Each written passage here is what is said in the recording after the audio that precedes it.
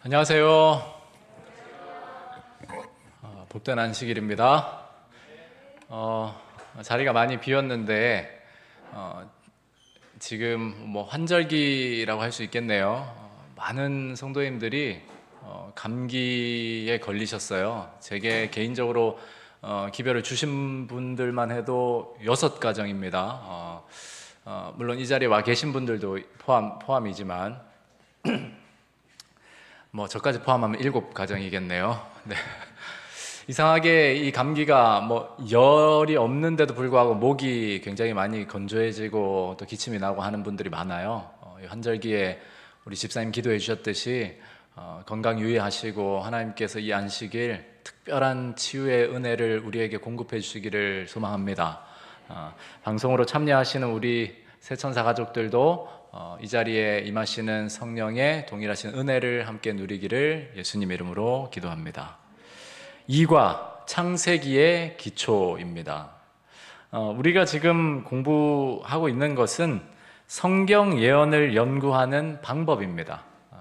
그래서 사실 저는 이 대제목보다 소제목이 더 중요하다라고 생각해요. 중요하다라기보다 더 실제적이라고 생각합니다. 그래서 오늘 이 창세기의 기초라는 말도 암시, 형상, 상징하고 이렇게 매칭을 하고 대조하면 조금 뭔가 연결고리가 없지만 성경 예언을 연구하는 방법이라는 이 주제와 창세기의 기초라고 연결하면 창세기가 성경 연구에 있어서 굉장히 중요하구나, 이렇게 일반적으로 쉽게 알 수 있는 것이죠. 그런 맥락으로 여러분들이 이해해 주시면 되겠습니다.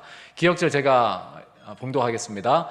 이튿날 요한이 예수께서 자기에게 나오심을 보고 이르되 보라, 세상 죄를 지고 가는 하나님의 어린 양이로다. 요한복음 1장 29절 말씀. 아멘. 저는 늘 교과책의 이 학습 목표를 함께 살피는 걸 좋아합니다. 왜냐하면 오늘 교과의 핵심을 다 여기에 담아 놓았기 때문입니다. 그래서 결국 어려운 말 없이 이번 교과 공부하고 나면 뭐가 깨달아져야 하는가, 이 창세기의 개념들이나 단어들이 성경 연구와 예언 연구에 매우 중요한 기초가 된다, 이게 전부입니다. 그리고 느끼기는 조금 우리의 정서적인 부분을 터치하는 것이죠. 예언의 본질은 인류의 문제와 죽음을 해결하시는 하나님의 사랑이다. 우리가 요한계시록 연구할 때도 거듭 강조하는 부분입니다. 결국 예언 연구든지 성경 연구든지 그 목적이나 핵심 주제는 우리를 향해 나타내시는 하나님의 사랑이고, 그 사랑은 예수 그리스도의 그 십자가 희생을 통해 온전히 나타난 바 되었다, 이렇게 이야기할 수 있겠죠. 그리고 실천하기, 적용이라 한다면 예언이 말하는 끝을 헤아릴 수 없이 깊은 사랑을 신뢰하며 그 위에 굳게 선다. 조금은 추상적이지만 이러한 적용점입니다. 여러분이 아시는 대로 모든 책에는 서론이 있고 서언이 있습니다. 그렇죠? 그렇다면 성경이란 이 66권의 책의 서론이자 서언은 무엇이죠? 네, 그건 창세기입니다. 더 말할 것이 없죠. 쉽게 말하면 창세기는 성경의 서론입니다. 그러면 우리가 화요일마다 공부하는 요한계시록은 결론이겠죠. 네, 바로 구조적으로 보아도 우리가 배운 내용 기억하실지 모르겠지만 그 교차대구라고 하는 그 구조로서 창세기 1장, 2장이 창조라면 마지막 장 21장, 22장은 재창조입니다. 그리고 3장이 죄의 시작이면 마지막 2장 전에 계시록 20장은 죄의 종결을 보여주고, 그 사이에 있는 모든 성경의 내용은 하나님의 사랑을 나타내고 있다. 그것이 심판의 국면이든 또 회복의 국면이든 어떤 국면이든 다 결국은 하나님께서 인류를 향한 사랑을 나타내시는 거예요. 이스라엘 백성을 선택하신 문제도 전체적인 관점에서는 세상을 구원하시려고 한 백성을 세우신 것입니다. 그렇죠? 이 구조를 여러분들이 이해하신다면 사실은 크게 어려울 것이 없어요. 그래서 어떤 분들이 이 구조에서 만들어낸 용어가 바로 에덴으로 돌아가자, 이 말이잖아요. 그걸 좀 유식하다라는 건 좀 그렇지만 영어로 표현하면 뭐죠? Back to Eden. 네, Back to Eden. 그 말이 그 말입니다. Back to Eden. 네. 그래서 사실 이 백투 에덴이 우리 개념에는 건강 기별적으로 많이 이제 굳혀져 있지만 사실은 성경 연구에도 백투 에덴 원리가 적용되어야 합니다. 결국 에덴의 식탁으로 돌아가야 한다. 우리가 하늘에 가면 에덴의 라이프 스타일로 뭐 새롭게 복귀되는 것이다. 뭐 이렇게 이야기하잖아요. 그래서 늘 어떤 건강 원리든지 백투 에덴 원리를 창세기에서 이제 찾아요. 특별히 천지 창조의 이야기와 타락하기 전에 아담과 하와의 그런 하나님과의 관계. 그래서 저는 이 백투 에덴의 원리가 성경 연구 또 예언 연구에도 동일하다라는 것을 언제 이제 확연하게 깨닫게 되었냐면, 신학대학원 강의를 듣는데 한 목사님이, 한 교수님이 이런 말씀을 하셨어요.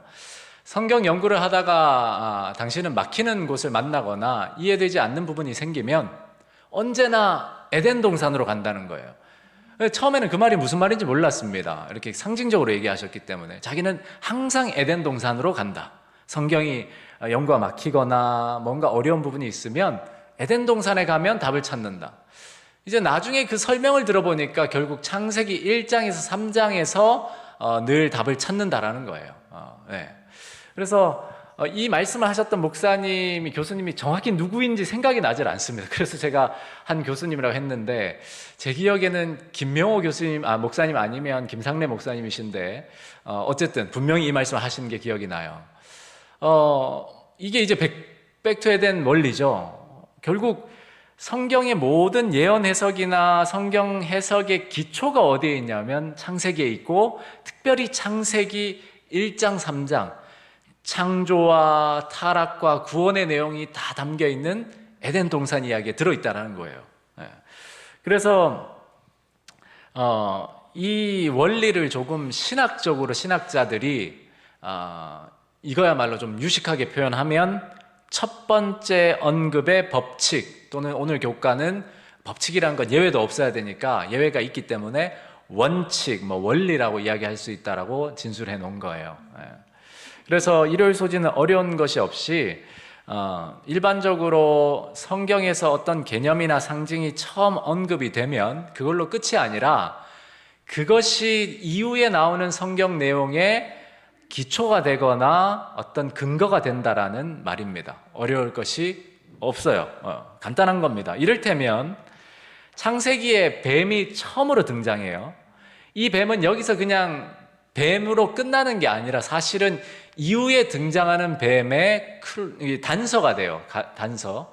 그래서 요한계시록에 가보면 이 뱀이 정체가 무엇인지를 이제 계시록에서 밝히고 있잖아요.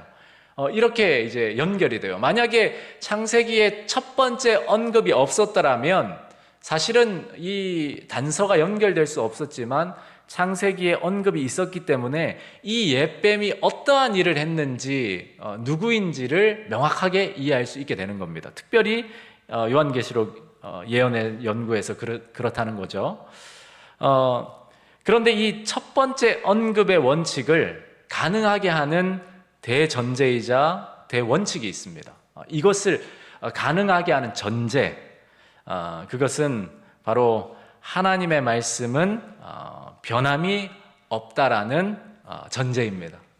그래서 교과에 이사야 40장, 말라기 3장, 히브리서 13장을 이제 한번 살펴봐라. 어떤 원칙을 찾을 수 있느냐 묻고 있는 거예요. 빨리 살펴보면 결국은 이사야서 말씀, 말라기서 말씀, 그리고 히브리서 말씀이 다 하나님과 그분의 말씀은 변함이 없는 진리다. 이것을 이야기하고 있어요. 이 전제가 있기 때문에 첫 번째 언급이 성경 이후에 관계가 되고 기초가 된다라는 그 원칙이 성립이 될 수 있는 겁니다. 사무엘상 말씀 같은 경우도 같은 원리를 말하고 있어요. 하나님은 개역 한글 성경 번역으로 보시면 시건치 않으신다. 여기서 이제 변개하지 않으신다. 같은 말이죠. 결국 진리란 그때그때 변하고 가감되고 또 줄어들고 늘어나고 하는 것은 진리가 아닙니다. 늘 모든 시대와 상황에 관계없이 모든 사람에게 적용될 수 있는 게 진리잖아요. 바로 하나님의 말씀이 진리라는 것은 그런 겁니다. 그러면 우리가 지금 첫 번째 언급의 원칙, 그리고 그 전제가 되는 하나님의 말씀은 변함이 없다라는 이 진리를 전제로 예를 들어 성경의 한 주제에 적용시켜 보겠습니다. 창세기에 나타난 영생의 조건이 무엇이죠? 여러분 창세기 이야기, 특별히 에덴 동산 이야기에서 네, 하나님이 선악과 먹으면 죽는다라고 말씀하셨기 때문에 그 말씀을 순전하게 믿고 순종하는 것이 영생의 조건이었어요. 그렇죠? 이 분명합니다. 하와가 하나님 말씀을 아담을 통해서 들었기 때문에 그 하나님 말씀을 확고한 믿음의 근거에서 온전히 순종했어야 그에게 이제 영생이 부여되는 거였어요. 이게 이제 창세기에 나타난 영생의 조건입니다. 그렇다면 성경에 나타난 영생의 조건은 만약에 성경 말씀이 진리라면 바뀌어야 합니까? 그대로여야 합니까? 그대로여야 합니다. 이런 걸 이제 말하고 있는 거예요. 변함이 없어야 돼요. 하나님의 말씀에 대한 확고한 믿음에 근거한 온전한 순종이 영생의 조건입니다. 그런데 성경을 얼핏 보면 뭐 이런 말씀들 보면 믿음으로 말미암아 구원을 받는다. 또 믿음으로 말미암아 구원에 이른다. 뭐 이런 조건들이 다 믿음으로만 구원을 받는다. 순종이라는 말을 찾기 어려워요. 그래서 많은 신학자들이 또 일반 우리 그리스도교 안에서 구원은 오직 믿음으로라는 말이 나오는 것인데 그건 틀린 말이 아니에요. 그러나 그것을 너무 좀 치우치게 적용할 때가 많다라는 거죠. 성경에 나타난 영생의 조건은 분명히 하나님의 말씀에 대한 믿음에 근거한 온전한 순종인데, 그렇게 따지면 하나님의 말씀은 요한복음에 보면 예수 그리스도시잖아요. 태초에 말씀이 계시니라, 이 말씀에 하나님과 함께 계셨고 이 말씀은 하나님이시니라, 이 표현은 그리스도가 하나님의 말씀이라는 건데, 그러면 그리스도에 대한 믿음의 근거에서 온전한 순종이 영생의 조건이라는 것이죠.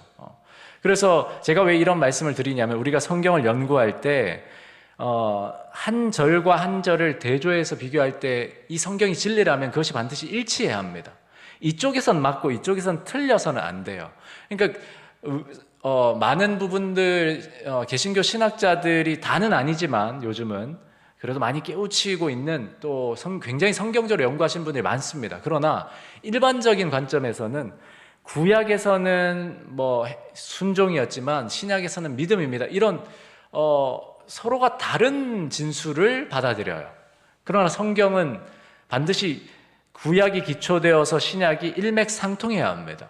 그렇게 따지면 우리가 성경에 볼 때 그 영을 따라 행하는 우리에게 율법의 요구가 이루어진다는 이런 말씀이나, 행함이 없는 믿음은 그 자체가 죽은 것이라는 이런 말씀들, 또 너희 안에서 행하시는 이가 하나님의 말씀이라는 이런 말씀들을 읽으면서 결국 신약이든 구약이든 영생의 조건은 바뀌지 않았구나. 다만 하나님의 말씀을 믿고, 그러니까 그리스도를 믿고 그 믿음의 근거에서 우리 안에 참된 순종의 열매를 하나님께서 나타내시는구나 라는 것을 우리는 이해할 수 있어야 됩니다. 예를 들면 그런 거라는 거죠.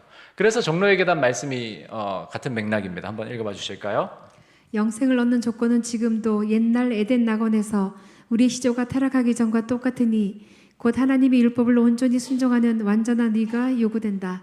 만일에 영생을 이보다 약한 조건으로 허락하여 준다고 한다면 온 우주의 행복은 위험을 받게 될 것이고, 모든 재화와 비참을 일으키는 죄가 영원히 불멸할 길이 열리게 될 것이다. 네, 같은 맥락입니다. 그렇죠? 구약에서는 순종을 하나님이 요구하셨지만 신약에서는 믿음을 요구하신다라는 이런 표현들은, 이런 가르침들은 사실은 반은 맞고 반은 틀린 부분이 있는 거예요. 물론 극단적으로 한쪽 부분만 강조하지 않았다 하면 또 여지가 생기겠지만, 일반적으로는 오직 믿음으로 말미암는 구원이라는 이 표현 안에 대부분은 순종을 굉장히 배격하는 그러한 개념이 들어있거든요.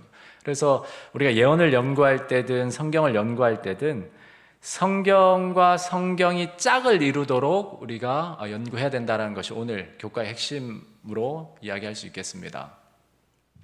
성경은 모든 사람이 가질 수 있는 범위 안에 있지만 진정으로 그것을 생애의 원리로 받아들이는 자는 극히 적다. 불신은 단지 세상만 아니라 교회에도 놀라울 정도로 퍼져 있고, 많은 사람이 바로 그리스도인 신앙의 기둥이 되는 교리들을 부인하게 되었다. 영감으로 기록된 위대한 창조의 진리, 인류의 타락, 속죄, 하나님의 율법의 영원성은 소위 기독교계의 많은 사람에 의해 부분적 혹은 전체적으로 사실상 거부되고 있다. 네, 그러니까 진리를 믿긴 믿지만 내가 원하고 나에게 맞는 것만 부분적으로 취하는, 이를테면 뭐 비패 신앙을 하고 있는 거죠. 일반적으로 다 받아들이지 않는다라는 겁니다. 그러나 성경은 그 자체로 진리이기 때문에 일반적으로 우리 모두에게 보편타당한 하나의 원칙이고 표준입니다. 그래서 우리가 성경을 그렇게 균형지게 연구할 필요가 있고, 성경이 절과 절을 짝으로 또 책과 책을 짝으로 그렇게 연구하는 것이 필요한데, 오늘 교과는 창세기가 전체 성경의 기초가 된다는 걸 강조하고 있는 것이죠. 그러면서 이 일요일 소지와 월요일 소지가 사실상 이번 교과의 핵심인데, 창세기 기초이고 그 서론, 창세기가 성경의 서론이잖아요. 그런데 무엇을 이야기하냐 이거죠, 창세기가. 그리고 그 서론이 이야기하는 건 성경 전체가 이야기하는 것의 시작과도 같은데, 그 핵심 주제가 바로 사랑이라는 겁니다. 네. 여호와께서 이르시되 내 아들 내 사랑하는 독자 이삭을 데리고 모리아 땅으로 가서 내가 내게 일러준 한 산 거기서 그를 번제로 드리라. 이것이 이제 창세기에 나오는 처음으로 언급되는 사랑이란 단어입니다. 하나님께서 처음 사랑을 언급하실 때에 그 이야기가 무슨 이야기라고요? 아브라함이 이삭을 바치는 이야기 속에서 이 사랑이 언급된 거예요. 그러니까 하나님이 우리에게 말씀하시고자 하는 그 사랑의 개념이 어떤 맥락에서 이제 전달되고 있는지를 우리가 생각해 볼 수 있는 것이죠. 결국 이게 서론이라면 성경 전체라는 것은, 하나님의 사랑이라는 것은 결국 이러한 사랑이 쭉 흘러가게 돼 있다. 그것이 이제 결국 이제 어린 양으로 뒤에 나올 겁니다. 예수 그리스도의 사랑, 하나님의 독생자를 희생시키시는 그 놀라운 사랑이 바로 하나님이 우리에게 계시하시고자 하는 사랑이라는 것입니다. 이 부분은 일단 시간상 좀 넘어가고요.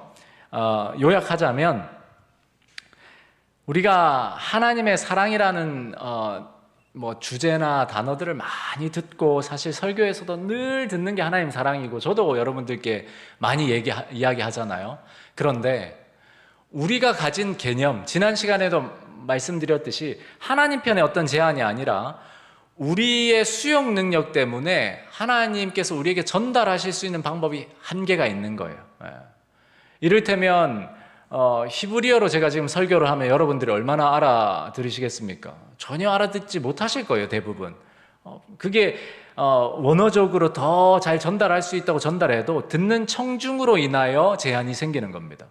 하나님께서도 우리에게 사랑을 계시하시려고 하시지만, 우리의 죄와 또 연약해진 어떤 사고, 또 굽어진 마음, 이 모든 것들이 많은 영향을 미쳐요.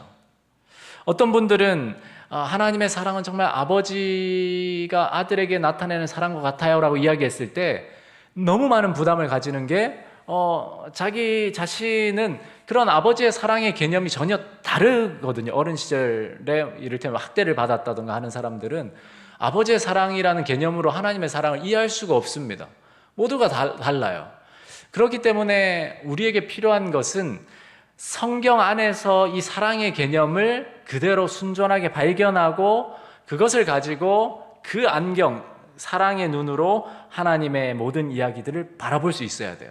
이를테면 구약 시대에 정복 전쟁에 있어서 많은 피가 흘려졌잖아요. 여호수아가 가나안 땅을 정복할 때 어린 아이까지 다 그렇게 죽임을 당했잖아요. 그런 부분들을 가지고 하나님을 믿지 않는 사람들은 많은 의심을 하고 하나님에 대한 불신을 나타냅니다.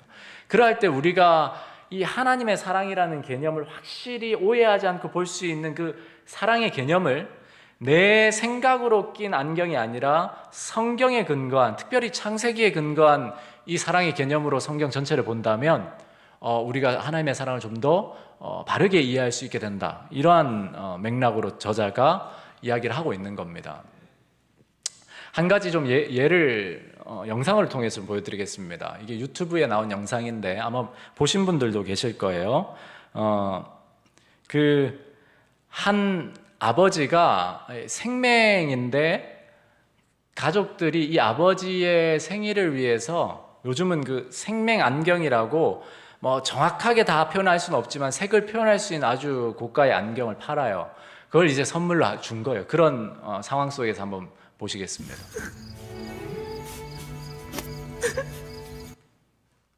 다시 드리겠습니다. 네.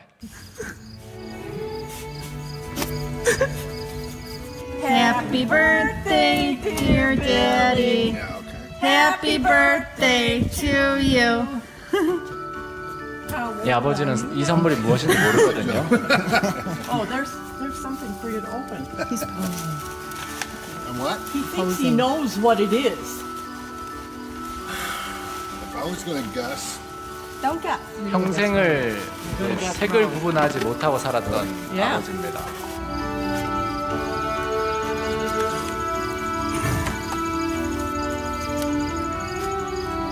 Happy birthday, baby, from all of us. Happy birthday. what is this? Put them on. Your sunglasses.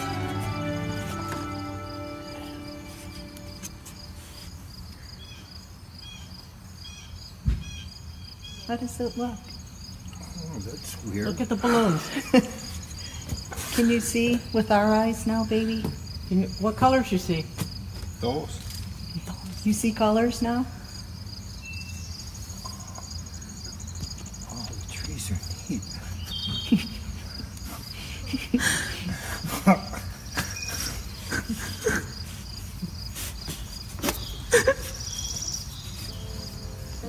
Now you have rose-colored glasses, baby. 여러분 태어나서 처음 보는 푸르름과 Now you see with 또 our eyes. 꽃의 색깔들 그 느낌이 어땠을까요? Do you like the balloons?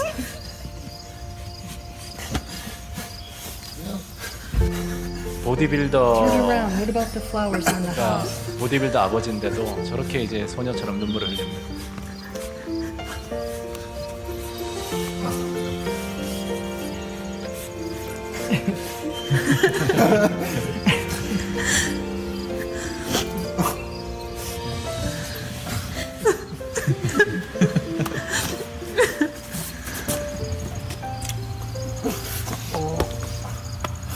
Who did that? All of us.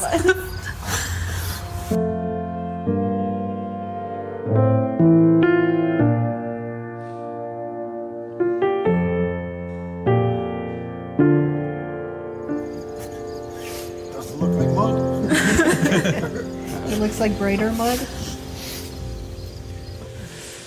네, 여러분 이 영상을 제가 보면서 무슨 생각을 하게 됐냐면 우리가 하나님의 사랑을 내가 알고 믿는다라고 이야기하지만 사실은 정말 마치 생명 색깔을 구분하지 못하고 보듯이 하나님의 사랑을 우리가 본다는 건 정말 유한하고 부분적입니다. 그러니까 우리가 하나님 사랑을 믿고 하나님 사랑을 가르친다고 하지만 저조차도 사실은 전혀 모르는 거일 수 있어요. 그러니까 우리가 깨닫는 이 하나님 사랑이라는 개념은 지극히 인간적이고 지극히 지식적으로 말하고 전달하고 느끼고 있을 수 있어요. 여러분, 그런데 만약에 우리가 겸손한 마음으로 이 성경을 연구하고 하나님의 성령께서 우리에게 약속하신 대로 임재하셔서 우리의 눈을 열어주셔서 하나님이 우리에게 정말 보길 원하시는 대로 하나님의 사랑을 보는 순간 저는 과연 우리가 어떻게 반응할까? 저는 이 영상에서 조금 그 답을 찾아요. 정말 우리가 말로 표현 못할 만큼 내가 그동안 알았던 하나님의 사랑은 정말 아무것도 아니었구나 라는 걸 고백하게 되지 않을까. 제가 아는 한 장로님이 개인적인 그 회심을 깊이 경험하셨을 때 거의 이제 이 믿음대로 살지 못하는 것 때문에 거의 자살 직전까지 이제 번민할 정도로 그렇게 힘들게 고민하시던 분이 하나님의 사랑을 좀 깨닫게 해달라고 정말 작심하고 말씀을 붙들고 기도하면서 그렇게 씨름하던 중에 하나님께서 특별히 임재하신 경험을 한 거예요.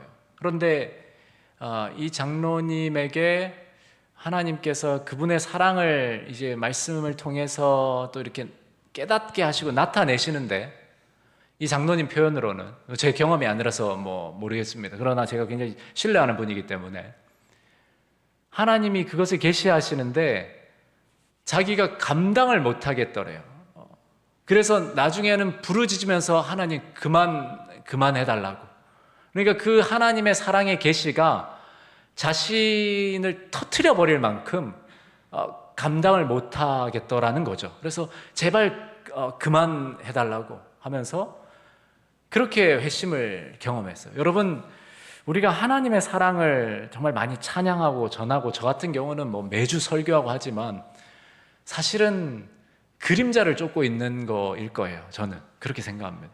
그래서 우리에게 필요한 것은 이 생명 안경, 성령의 눈으로 성경을 바라보는 겁니다. 그리고 성경으로 성경을 해석하는 겁니다. 그리고 성경이 말하는 사랑으로 성경을 이해하려고 하는 거예요. 그게 아니면 사실 우리끼리 다 뭐라고 이야기하냐면, 야, 나무 무슨 색깔이야? 진흙 색깔이지. 틀렸어. 그거 굉장히 진한 진흙 색깔이야. 아니야, 그거 굉장히 뿌연 진흙 색깔이야. 와, 잘 보이나 보다. 다 그러고 있는 거예요. 설교도 하나님의 사랑은 굉장히 진한 진흙입니다 하면 희미하게 서로 상대적으로 그 진한 진흙도 구분하지 못했던 사람은, 와, 정말 하나님 사랑 대단하다, 이러고 있는 걸지 몰라요. 그러나 우리가 눈이 열려서 하나님의 사랑을 보게 되면 우리는 아무것도 뭐라 말하지 못할 만큼 정말 유구무원하게 될 거예요. 그 경험을 누가 했는가? 사도 바울이 했습니다. 사도 바울이 하나님을 열심히 믿는다 하고 정말 열심으로 하나님 섬긴다고 이렇게 다녔는데, 하나님이 그의 눈을 열어서 한번 비춰주시자 그의 눈이 어떻게 됐습니까? 멀어버렸잖아요. 그 하나님의 사랑의 빛 때문에. 여러분, 하나님의 사랑에 대해서 너무 속단하지 마십시오. 목사가 설교한 거, 저뿐만 아니라 누구 목사님이 은혜롭게 설교한 하나님 사랑, 여러분, 그것은 정말 제가 단언컨대 여러분이 성경을 통해서 하나님이 주시는 직접 계시와 비교하면 진짜 그림자와 같은 걸 겁니다. 실제로 빛을 비추어 보면 이 3차원 물질을 빛이 비추면 뭐가 생기죠? 2차원의 그림자가 생깁니다. 그렇죠? 2차원의 그림자를 보고 3차원의 물질을 여러분들 추측할 수 있겠습니까? 제 그림자를 보고 여러분들 저를 추측할 수 있겠어요? 물론 시커먼 얼굴인가 보다 추측할 수는 있겠죠. 그러나 그 정도가 아니라 저희 이런 잘생긴 얼굴을 도저히 추측할 수 없잖아요. 그 그림자를 보고는. 여러분, 이 3차원의 우리라는 것은 4차원 하나님이 계신 곳의 그림자와 같은 거예요. 그러니까 여러분, 세상에 잘생긴 원빈, 제가 원빈을 지금 폄하하는 거 아닙니다. 그런 잘생긴 연예인들, 요즘 연예인 이름도 모르겠네요. 예쁘고 잘생긴 연예인들 아무리 예쁘고 잘생겨도 다 그림자일 뿐입니다. 우리가 호련히 변화함을 입어서 하늘나라에서 하나님과 함께 만나서 우리 서로를 바라보게 될 그 형상들은 여러분, 지금이 그림자라니까요. 얼마나 더 거룩하고 아름답겠습니까? 성경도 마찬가지입니다. 빈말로 하는 것이 아니라 아무리 목사의 설교, 강사의 설교가 은혜롭고 감동적이라 해도 하나님이 이 말씀을 통해서 내게 직접 주시는 계시와는 비교할 수가 없습니다, 여러분. 그래서 우리는 성경 연구를 직접 해야 돼요. 엘렌 화이트이 그의 경험 속에서 하늘나라 이상을 봤어요. 직접 하늘에 이제 간 거죠, 환상 중에. 하늘의 그 타락하지 않은 세계를 다 둘러보고 하나님 그 천사의 어떤 기별들을 받아서 이게 전하라고 이제 사명을 받고 내려가야 되는데 내려가기가 싫은 거예요. 그래서 내려가야 된다. 너가 이 기별을 전해야 된다. 그래서 이 땅에 내려왔는데 환상 가운데서 어떻게 했다고 하죠? 몇 날을 펑펑 울었다고 하잖아요. 세상이 어떻게 해서?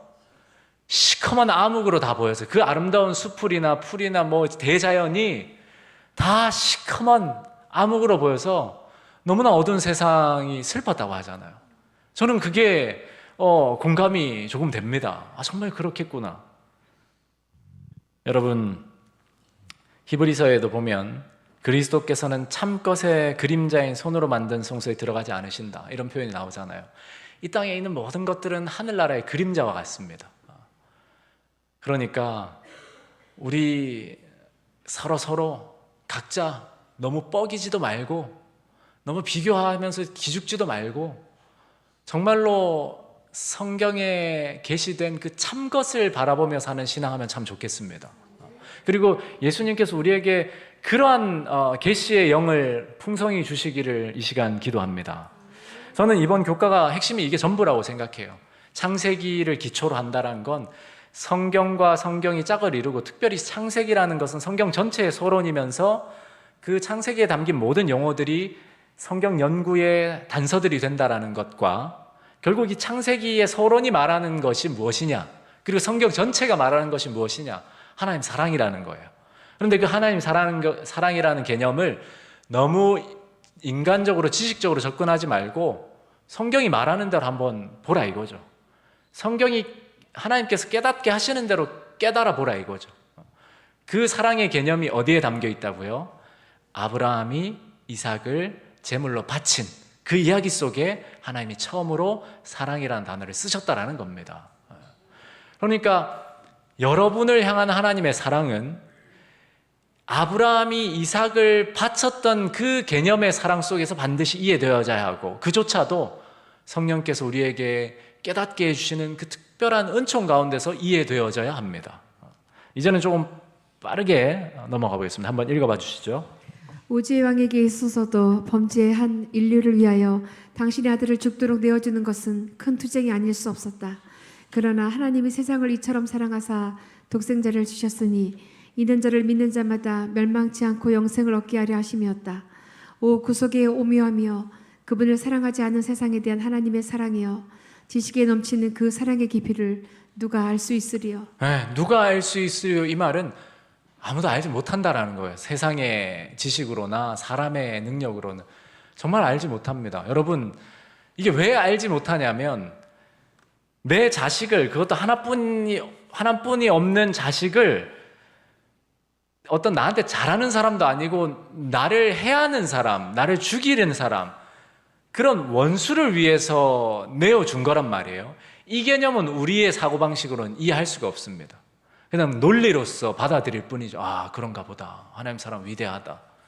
여러분, 이 사랑을 알기 위해서는 정말로 하나님의 특별한 은총이 필요되어집니다.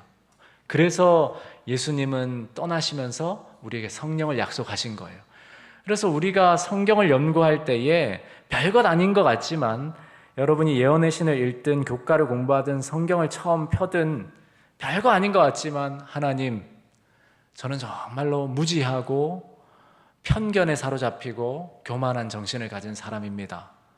하나님의 성령께서 계시의 영을 부어주시고 하늘의 지혜를 주십시오라는 이 겸손한 기도가 있고 없고는 말 그대로 천지차이입니다. 여러분, 천지차이.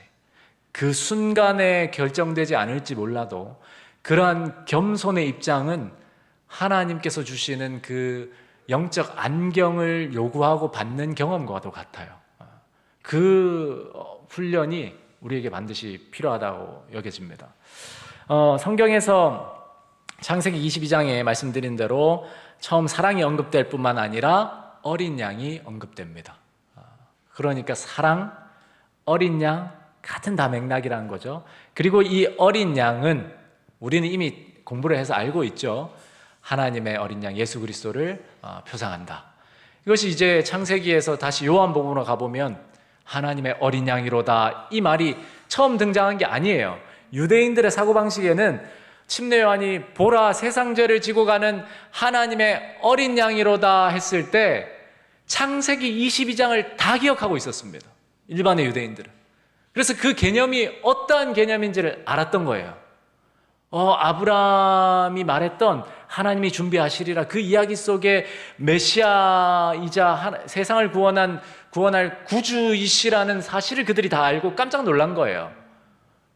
그 중에 이제 유대인들, 성경을 봤던 유대인들이 어린 양, 무슨 여기가 목자가 있는 것도 아니고 무슨 어린 양, 이런 사람이 없었어요. 개념을 다 이해하고 있었습니다.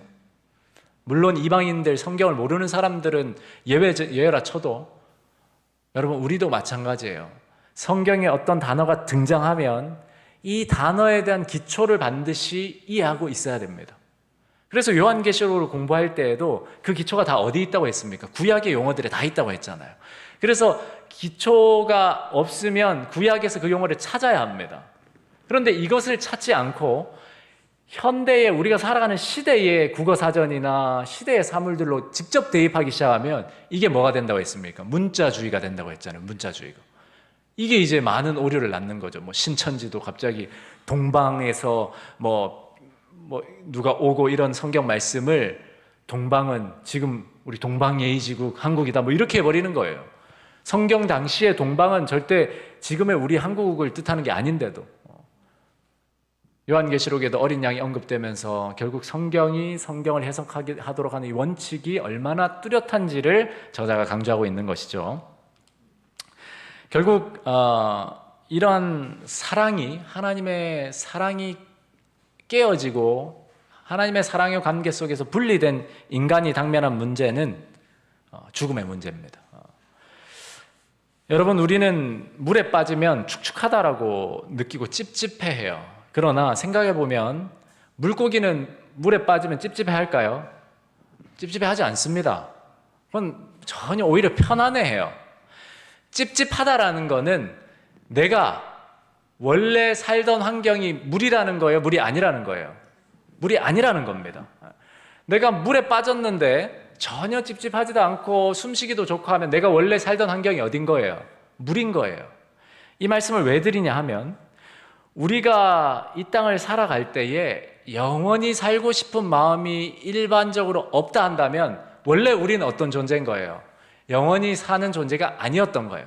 그냥 당연히 죽는 게 순리인 그런 존재였던 거예요. 그런데 영원히 살 수는 없어도 계속해서 영원히 살지 못하는 것 때문에 고민하고 번민하고 영원히 살고 싶어 한다는 것은 우리가 어떤 환경에 있었던 사람들이라는 거예요. 적어도 영원한 생명과 관계된 곳에 있었던 존재라는 것을 암시합니다. 그래서 전도서에 보면 하나님이 영혼을 사모하는 마음을 주셨잖아요. 사람이 왜 삶의 의미를 추구할까요? 많은 사람이 돈이 많아도 또 명예가 높아도 삶의 의미를 발견하지 못했을 때 더 이상 살아갈 의욕을 느끼지 못하는 거거든요. 그래서 극단적인 선택을 하기도 하고. 왜 이렇게 의미를 추구하고자 하는가? 그것은 사람이란 존재가 원래 목적을 갖고 태어났기 때문입니다. 목적 없이 진화론적으로 태어났더라면 의미 없는 삶이 당연히 익숙해야 합니다. 그냥 생각하는 대로 살고 그냥 주어진 대로 먹고 그냥 기분대로 행동하고 이게 자연스러워야 돼요. 그러나 자괴감이 들고 회의감에 빠지고 그렇게 한다는 건 뭔가 목적이 있는 삶과 관계된 곳에 있었던 존재라는 흔적이에요. 결국 우리는 하나님의 사랑으로부터 분리된 존재로서 영원한 하나님의 속성을 잃어버린 존재로서 이 땅에 처해 있는 거예요. 그러니까 죽음이라는 것이 당연한 문제가 아니라 당연한 것이 아니라 순리가 아니라 우리에게 문제가 된 거예요. 죄의 삭은 사망이요 하나님의 은사는 예수 그리스도 주 안에 있는 영생이다. 결국 죄는 우리에게 당연한 것이 아닙니다. 그것이 교과가 이야기하는 거예요. 그래서 하나님은 하나님의 사랑 가운데 어린 양 되신 예수 그리스도를 이 죄의 문제의 해결을 위해서 우리에게 주신 거예요. 이것이 성경 전체의 스토리라고 저자는 이야기하고 있습니다. 그러면서 이제 끝으로 뱀 이야기를 하는데 앞서 이미 언급된 것이기 때문에 간단히만 정리하면 뱀의 정체는 사단이죠. 결국 이 하나님의 사랑 또는 이 하나님의 대원칙, 공의와 사랑이라는 원칙 아래서 사단과 하나님 사이 대쟁투가 벌어지고 있다는 것이 성경 전체의 배경이니까 이러한 배경 속에서 성경을 연구해야 된다. 이것도 다 어디에 담겨 있습니까? 창세기에 다 담겨 있는 거예요. 특별히 에덴 동산 1장에서 3장 내용이 다 담겨 있는 거예요. 그래서 여러분 실제로 저도 성경을 연구할 때나 누군가 침례 공부를 시킬 때나 성경 공부를 할 때에는 늘 어디에서 시작하냐면 창세기 1장 3장을 먼저 공부합니다. 거기에 사실은 다 있거든요. 우리가 어떤 존재인지, 우리가 어떤 문제를 안고 살아가는지, 답은 무엇인지 모든 것이 다 거기에 있어요. 그래서 저는 우리 새천사 믿음의 가족들도 신실한 성경 학도가 되기를 소망하면서 늘 백투 에덴 원리를 적용해 나가시길 바랍니다. 여러분 개인적으로도 그렇고 누군가를 가르칠 때도 그렇고 늘 에덴으로 돌아가야 거기에 답이 보여요. 가짜 수표, 그러니까 가짜 지폐를 판별하는 판별사들이 있다고 하죠. 그 판별사들이 그 가짜 수표를 어떻게 판별한다고 합니까? 네. 진짜를 계속 본대요. 가짜 종류별로 여러 가짜들을 계속 보는 게 아니고 가짜들 안 보고 진짜만 계속 보면 가짜가 이제 구분이 된다는 거죠. 정말 좋은 예예요. 우리는 늘 에덴 동산을 봐야 합니다. 그래야 가짜가 보여요. 자꾸 가짜의 문제를 자꾸 살피고 이것저것 계속 교황의 동향을 살피고 이거 다 무의미하다는 게 아니라 거기에 너무 많이 할애해버리면 진짜를 놓쳐요. 오히려 진짜를 늘 반복해서 공부해야 합니다. 그래서 성경의 어떤 부분은 이제 금요일 소지에 나오는 내용일 텐데 들었던 말을 또 듣고 또 듣는데 지쳤다라고 불평한대요. 여러분 이런 불평하십니까? 우리 목사님 했던 설교 또 하네. 담임 목사 바뀌었더니 레파토리가 똑같아. 옛날에 저희 수학 시간에 늘 공부하는 친구들 집합만 앞에 1장 집합만 계속 공부하다가 말고 했던 것처럼 늘 똑같고 새로 와도 제자 훈련해도 늘 창세기 공부하다가 어떻게 끝나고 다시 창세기 하고. 여러분 이런 불평 저는 공감하고 저도 이런 불평 많이 해봤어요. 또 저 스스로도 직전 사경의 교재가 하늘 성서였잖아요.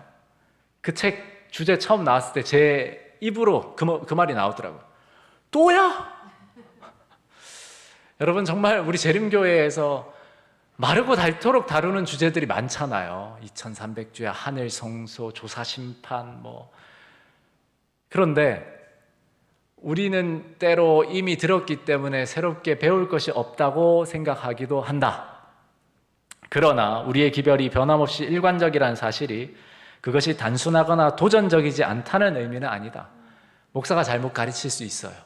그러나 그 진리 자체는 여러분들이 바르게 연구만 한다면 늘 새롭게 여러분들께 다가온다라는 것이 하나님의 약속입니다. 그러므로 요한계시록 요단강 프로젝트도 말은 거창하지만 요한계시록 공부 한 번 안 한 분들이 어디 있어요? 우리 신앙생활 하면서.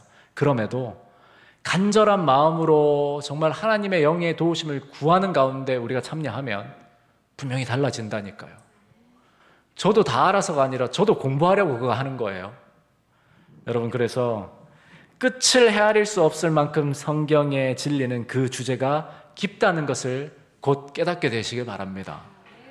저는 이번 교과를 마무리하면서 우리 새천사 믿음의 가족들이 성경 예언을 창세기에 기초한 성경 예언 해석 그리고 성경을 성경으로 해석할 줄 아는 성경 학도들 되시기를 주님의 이름으로 축복합니다.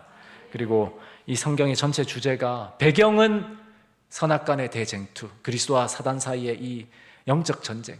그러나 그 전쟁 가운데 핵심 주제는 뭐라고요? 하나님의 사랑. 그 사랑은 우리가 결코 다 알지 못하는 놀라운 사랑입니다. 그러므로 우리가 함께 이 성경을 연구해 나갈 때 하나님께서 특별히 올 한 해 하나님의 성령의 풍성한 은총의 역사 주시기를 함께 기도합시다. 네, 이 부분 넘어가고 이 결론 부분을 한번 읽어봐 주시면 감사하겠습니다. 이 결론 부분 지난주 겁니다. 책에 있는 것을 제가 읽어드릴게요. 죄송합니다. 업데이트가 되지 못했네요. 요한계시록의 몇 가지 큰 개념은 창세기에 기초한다. 그것은 이후의 성경에서 확대하여 설명되며 더 많은 빛을 준다. 예언을 이해하는 열쇠는 사랑의 본질을 아는 것이며 하나님의 자기 희생의 사랑이 예언과 대쟁투의 핵심이다. 하나님이 우리의 대속자인 어린 양이며 이것은 인류의 죽음의 문제에 대한 답을 준다. 이 개념들은 인간의 본성과 하나님의 속성 그리고 재쟁투의 본질에 대한 중요한 교훈을 준다. 여러분 이 교과 열심히 연구하시고 하나님이 우리에게 주시는 유익들을 풍성히 얻게 되시기를 예수님의 이름으로 기도합니다. 이 시간엔 우리 함께 말씀 나눔을 하는 시간을 갖겠습니다. 우리가 생각하는 하나님의 사랑과 성경이 우리에게 말해주고 있는 하나님의 사랑이 얼마나 차이가 있을까? 나는 하나님의 사랑을 얼마나 성경적으로 이해하고 믿고 있는지 자신의 생각과 경험을 한번 나눠주십시오. 그리고 어떤 성경의 내용들은 일반적으로 다 아는 것인데 항상 배워야 하는 이유에 대해서도 특별히 예언 부분에 대해서 자신의 생각을 나눠주시기 바랍니다. 시간이 짧다면 1번 질문만을 나눠주시고 기도로 넘어가 주시면 감사하겠습니다.